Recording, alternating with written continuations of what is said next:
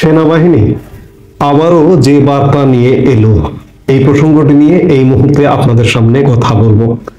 আপনারা ইতিমধ্যেই জেনে গেছেন সংবাদ মাধ্যমের কল্যাণে যে সেনাবাহিনী আবারও সেনা কর্মকর্তাদের ম্যাজিস্ট্রেসি ক্ষমতা বাড়িয়েছে। সরকার আরো 2 মাসের জন্য এটি বাড়িয়েছে। এটি তৃতীয় পর্যায়ে সেনা কর্মকর্তাদের ক্যাপ্টেন এবং তদূর্ধ্ব পদমর্যাদার কর্মকর্তাদের ম্যাজিস্ট্রেসি পাওয়ার বাড়ানো হলো।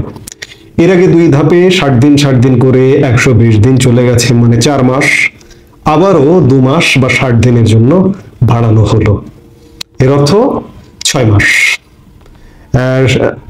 সরকারটি আছে 6 মাস চলছে এখন, এই নতুন অন্তর্বর্তীকালীন সরকারটি, এবং 6 মাস ব্যাপী অর্থাৎ আরো 2 মাস বাড়িয়ে সেনাবাহিনীর ম্যাজিস্ট্রেসি পাওয়ারটি বাড়ানো হলো 6 মাসের জন্য। বলতে গেলে আগে 4 মাস, সামনে 2 মাস। সেনাবাহিনী ম্যাজিস্ট্রেসি পাওয়ার নিয়ে আবারও মাঠে থাকলো। এর অর্থ বার্তাটি হচ্ছে এই, এক কথায় যদি আমি বলি, বাংলাদেশ আইসিইউতে আছে, ইন্টেনসিভ কেয়ার ইউনিট আছে বাংলাদেশ। সেনাপ্রধান একাধিকবার তার সাক্ষাৎকারে বলেছিলেন যে আইন শৃঙ্খলা পরিস্থিতি স্বাভাবিক হলে কিংবা আইন শৃঙ্খলা রক্ষায় যে নিয়মিত বাহিনী আছে, বিশেষ করে পুলিশ বাহিনীর কথা বলেছিলেন যে পুলিশ বাহিনী তাদের দায়িত্বে ফিরলে আমরা আমাদের বাহিনী নিয়ে ব্যারাকে ফিরে যাব। এই যে সেনাবাহিনী আবারও ম্যাজিস্ট্রেসি পাওয়ার নিয়ে মাঠে থাকলো, এটি অবশ্যই এখন পর্যন্ত প্রয়োজন আছে। সেনাবাহিনী যদি আজকেই মাঠ থেকে উঠে যায়, ম্যাজিস্ট্রেসি পাওয়ার নিয়ে এবং টোটালি যদি ব্যারাকে ফিরে যায়, বাংলাদেশে ভয়ানক পরিস্থিতি ঘটবে।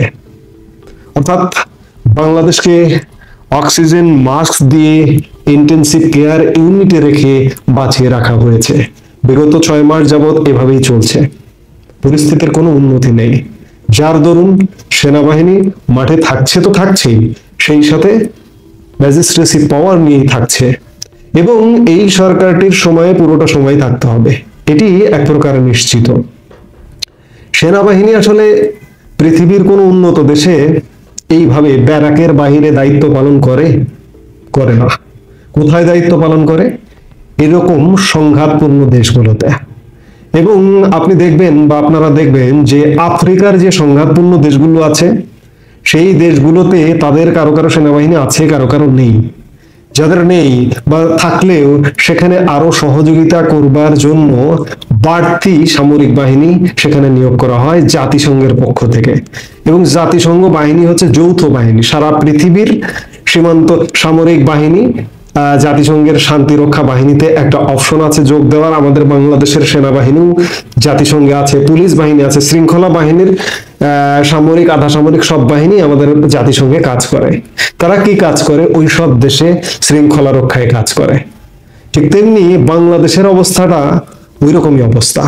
জাতিসংঘের বাহিনী যদিও বা আসবার প্রয়োজন হয়নি এখনো পর্যন্ত, কিন্তু আমাদের নিজস্ব বাহিনী মাঠে থাকতে হচ্ছে। সেনাবাহিনীর তো আসলে দেশের আইন শৃঙ্খলা রক্ষার কাজ নয়, এটি সাময়িক কাজ। 4 মাস বা সেনাবাহিনী মাঠে আছে 4 মাস না, 6 মাস যাবতই মাঠে আছে, কিন্তু বিগত 4 মাস যাবত ম্যাজিস্ট্রেসি পাওয়ার নিয়ে ক্ষমতায় আছে বা মাঠে আছে। আরো 2 মাস বর্ধিত হলো।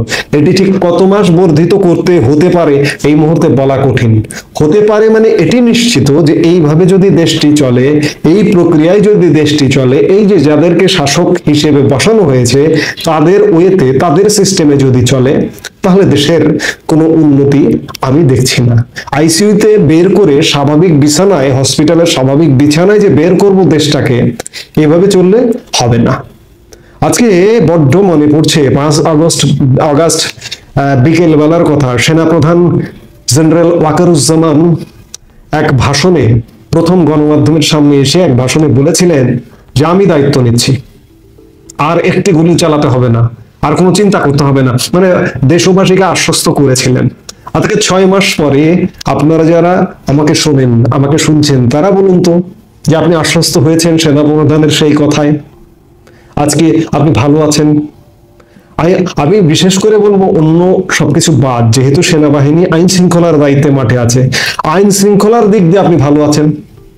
রাতে তো দূরের কথা, আপনি দিনের বেলায় প্রয়োজন ছাড়া কোনো এলাকায়, মানে এক এলাকা থেকে আর এক এলাকায় মুভ করতে কি সাহস পান বলুন তো? আর রাতে তো সেটি তো অনেক দূরের ব্যাপার। অর্থাৎ সেনা প্রধানের সেই কথা থাকেনি। বাংলাদেশ সেই জায়গায় নেই, আশ্বস্ত হবার মতো জায়গায় নেই। সেনাবাহিনী বা সেনাপ্রধান তার তত্ত্বাবধানে একটি সরকার গঠিত হয়েছে, কিন্তু আমাদেরকে কি দিল?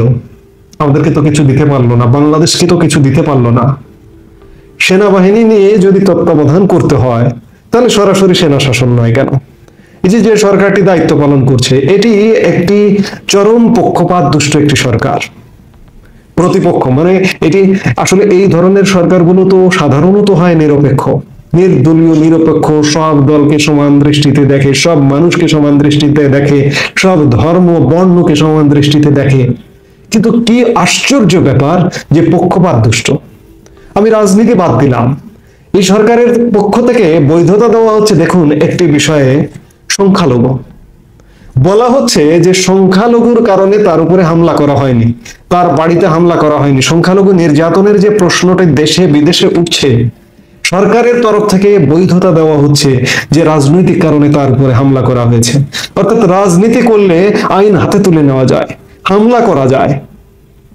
কি বিচিত্র সেলুকাস! কোন দেশে আমরা বসবাস করছি? সেনাবাহিনী কোথায় থাকে? আপনারা দীর্ঘদিন ধরে দেখছেন বাংলাদেশে যে আমাদের যে পার্বত্য অঞ্চল অশান্ত, সেখানে জাতিগত দাঙ্গা আছে, সেখানে মাঝে মাঝে অশান্ত হয়ে ওঠে। সেখানে কিন্তু সেনা ছাউনি আছে, জায়গায় জায়গায় সেনা ক্যাম্প আছে। সেখানে অস্থিতিশীল পরিবেশ বলেই কিন্তু সেখানে সেনা ক্যাম্প থাকে। আজকে পার্বত্য চট্টগ্রামের এই অবস্থাটি সারা বাংলাদেশে বিরাজমান। এই জন্য জেলায় জেলায়, উপজেলায় উপজেলায় সেনা ছাউনি দিয়ে আমার সমাজ, আমার শৃঙ্খলা বজায় রাখতে হচ্ছে। কিন্তু তারপরেও শৃঙ্খলা বজায় থাকছে না, বারবার বিঘ্ন হচ্ছে। এর উত্তর কি? এর উত্তর কে দেবে? সেনাপ্রধান দেবেন? এই যে আজকে যে এই অবস্থা, আমি বলবো যে ক্যান্টনমেন্টের কি খবর? ক্যান্টনমেন্টের জেনারেলরা কি সবাই একমত যে এই যে একটা সরকারকে এভাবে বসিয়ে দেওয়া হলো, একটি সরকার উৎখাত হলো, আরেকটি সরকারকে উৎখাত করে আরেকটি সরকারকে বসিয়ে দেওয়া হলো, সবাই কি এক জায়গায় যে একমত যে এইভাবে দেশটা চলছে? আপনারা একমত? একমত নয়, এখানে দ্বিমততা আছে, কিন্তু প্রকাশ হচ্ছে না, পাবলিশড হচ্ছে না। তবে এই অবস্থা খুব বেশি দিন থাকতে পারে না। আইসিইউতে থেকে একটা রোগী হয় সুস্থ হয়ে নরমাল বেডে যাবে হসপিটালের, আর না হয়তো মৃত্যু ঘটবে, মারা যাবে। সেনাবাহিনী যে আবার ম্যাজিস্ট্রেসি পাওয়ার নিয়ে থেকে গেল মাঠে, এই মুহূর্তে অবশ্যই প্রয়োজন, কারণ আমাদের আইন শৃঙ্খলা বাহিনী স্বাভাবিক হতে পারেনি 6 মাসেও। পুলিশ স্বাভাবিক কাজে ফিরতে পারেনি এখন পর্যন্ত। পুলিশ শুধুমাত্র চাকরি করছে যদি বলেন তাহলে সেটি বলা হবে ঠিক, কিন্তু সঠিক যে যথাযথ অপারেশনাল ওয়ার্ক সেটি কিন্তু এখনো করছে না। আর সেই জায়গাতেই সেনাবাহিনী আমাদের বিপদে ফেলে ব্যারাকে ফিরে যায়নি। এবং আমরা আশা করব সেনাবাহিনী এই যে বিপদ, এই বিপদগ্রস্ত সময়ে আমাদের পাশে থাকবে, আরো যতদিন প্রয়োজন আমাদের পাশে থাকবে। তারা থাকাতে তবুও কিছুটা রক্ষা। তারা যদি আজকে না থাকে তাহলে কি অবস্থা হবে একবার চোখ বন্ধ করে আপনি ভাবুন, আপনারা প্রত্যেকেই বুঝতে পারবেন। কাজেই সেনাবাহিনী, আমি শুরুতে যে কথাটি দিয়ে শুরু করলাম, সেনাবাহিনী এই বার্তা দিয়েই মাঠে থাকলো ম্যাজিস্ট্রেসি পাওয়ার নিয়ে, যে বাংলাদেশ আইসিইউতে আছে। এই আইসিইউ এর শেষ আয়ু কতদিন? বাংলাদেশকে বাঁচবে নাকি